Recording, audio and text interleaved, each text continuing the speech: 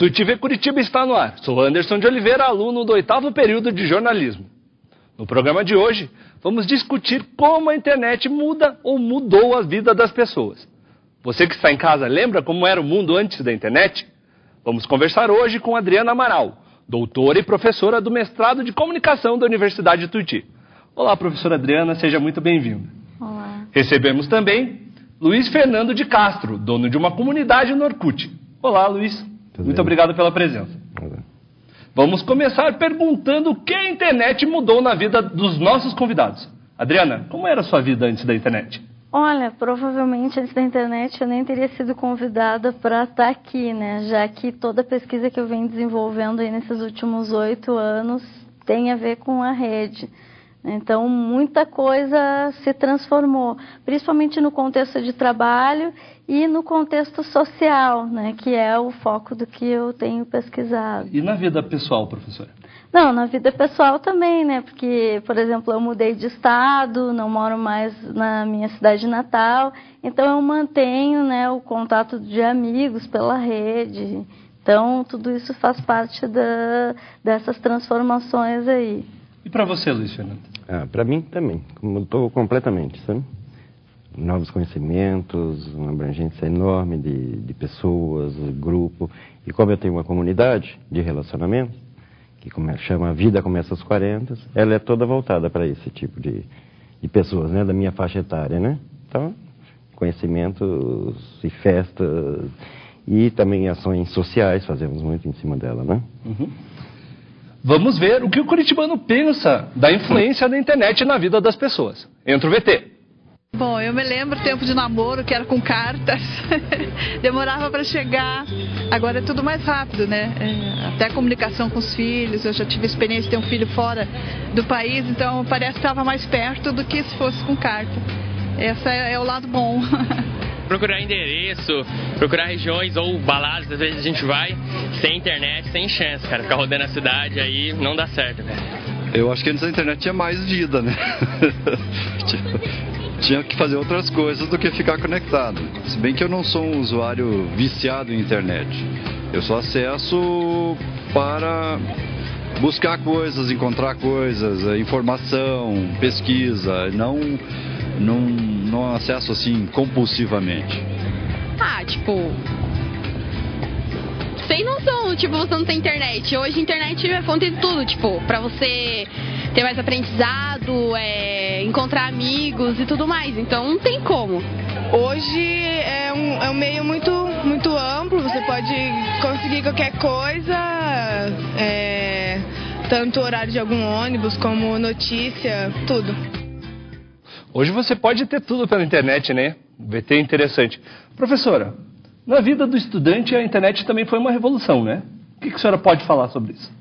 Olha, tem o lado positivo e o lado negativo, né? O lado negativo foi que a gente ver cada vez mais esse aumento de plágios, né?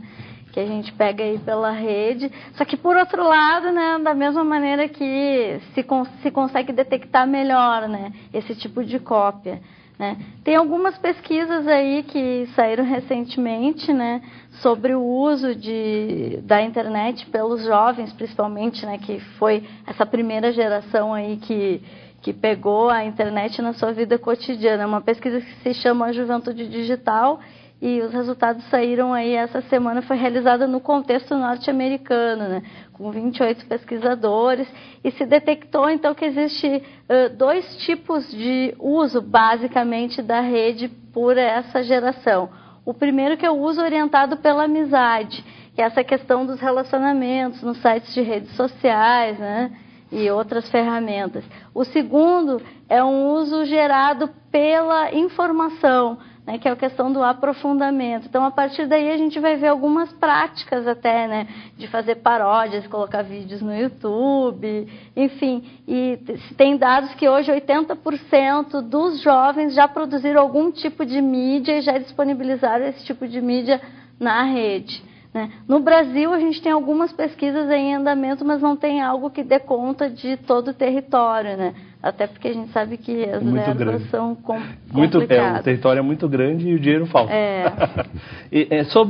Ainda insistindo nesse assunto, professor, E em relação ao mau uso que o jovem faz da internet, né?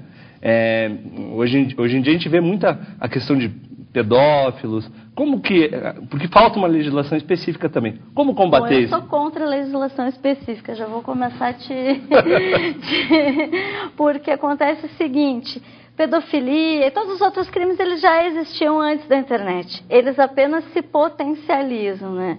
Então, se a gente cair nessa questão de, a gente já tem legislação contra os crimes, é aplicar essa legislação. É trazer essa legislação para a internet. E não tentar trazer algum tipo de censura, como a gente viu aí no projeto do senador Azeredo, que saiu aí recentemente, a gente até, lá da Associação dos Pesquisadores de Cibercultura, a gente fez um protesto bastante veemente, aí a gente tem 120 mil assinaturas, né?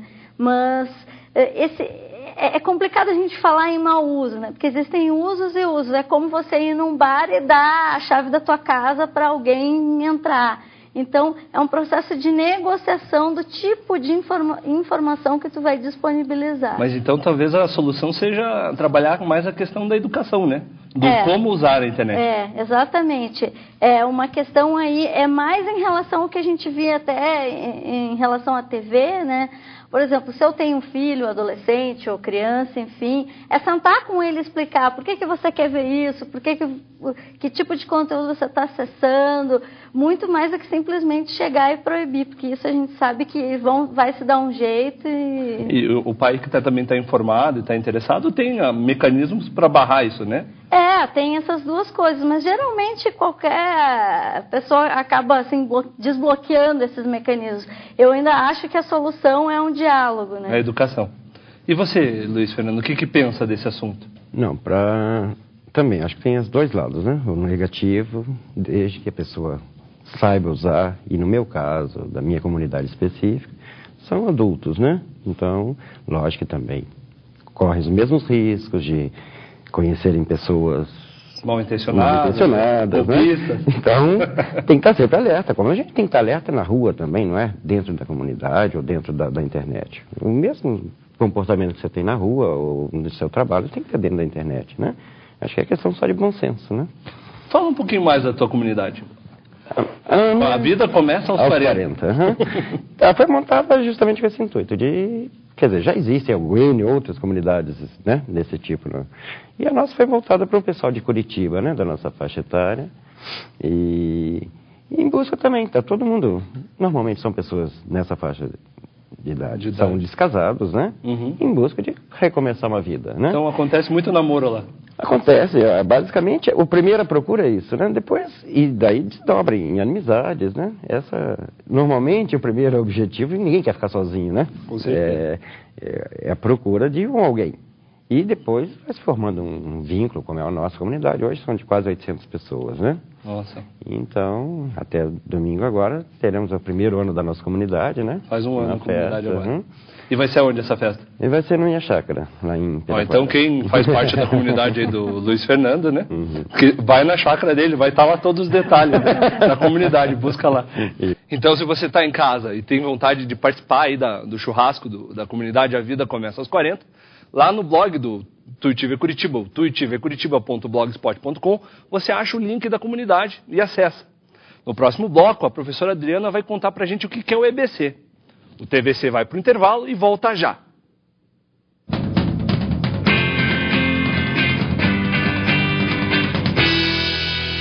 Em seus 50 anos, a Tuiuti construiu muitas histórias. Histórias de felicidade e de realização. Essa é a nossa vocação. Parabéns, Calouro UTV. Você que busca mais que uma universidade, agora vai construir a sua história na Tuiuti. Uma história tão especial quanto tantas outras que nos fazem olhar para frente e continuar fiéis à nossa filosofia. A promoção humana. Tuiuti 50 anos. Uma história feita por pessoas. A vida é um longo caminho que precisamos percorrer, superar barreiras, tomar decisões.